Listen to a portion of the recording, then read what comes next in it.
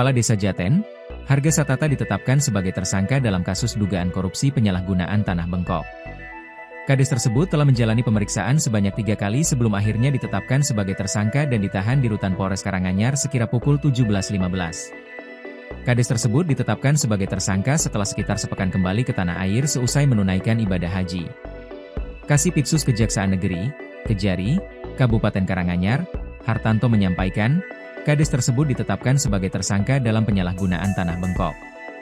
Ada 52 ruko yang dibangun tidak sesuai prosedur di atas tanah Bengkok tersebut pada 2021 lalu. Adapun sewa ruko tersebut nilainya 100 juta rupiah per ruko untuk jangka waktu 20 tahun. Sebelum ditetapkan sebagai tersangka, terangnya, Kades tersebut mengembalikan uang ke kas desa sebesar 260 juta rupiah. Lanjut Hartanto, uang tersebut dikembalikan tersangka saat hendak diperiksa di kantor Kejari Karanganyar jauh hari sebelum ditetapkan sebagai tersangka. Atas perbuatannya, tersangka dijerat pasal 2, pasal 3 terkait kerugian negara dan pasal 12 huruf H terkait penyalahgunaan tanah negara dengan ancaman hukuman 1-20 tahun penjara. Sebagai tersangka gimana, Mas? Bahwa hari ini kami menetap Kejaksaan Negeri Karanganyar menetapkan Kepala Desa pada Desa Jaten inisial H sebagai tersangka. Kemudian pada hari ini juga kita melakukan penahanan terhadap tersangka. Bahwa untuk perkaranya sendiri adalah penyalahgunaan tanah Bengkok yang digunakan oleh Kepala Desa untuk pembangunan ruko-ruko Jaten sebanyak 52 ruko yang tidak sesuai dengan prosedur dan seharusnya desa mendapatkan hak dari penyewaan ruko tersebut, namun dengan adanya perubahan waktu desa dalam hal ini mengalami kerugian. Kerugian negara yang ditimbulkan berapa? Itu nanti sebagai materi penyidikan. Atas perbuatannya tersangka dijerat dengan pasal berapa? Untuk perbuatan tersangka sendiri kita jerat dengan pasal 2, pasal 3 terkait kerugian negara serta pasal 12 huruf H itu terkait dengan penyalahgunaan pada tanah negara. Jadi termasuk durasi penyewaan ruko itu juga 20 tahun itu. Terus posisi penyewa ruko saat ini gimana dengan kasus? Lokasinya di mana sih, Pak? Dan Lokasinya di Desa Jaten. Baru 1 orang tersangka. Betul. Apakah dimungkinkan akan ada tersangka Kita lain? lihat nanti perkembangan. Itu perannya modusnya gimana tuh? Peranan modusnya adalah artinya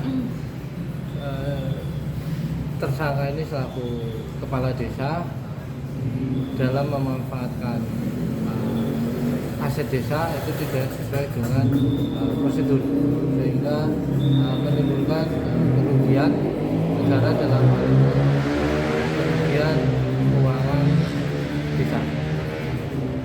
Infonya sudah ada pengembalian uang dari yang bersangkutan. Betul, ada sementara ada pengembalian 260 juta itu dikembalikan saat tersangka ini akan diperiksa di kantor kejaksaan. Jadi itu uang yang diterima tahun 2021. Kemudian pada saat dilakukan pemeriksaan dikembalikan oleh pihak bersangkutan.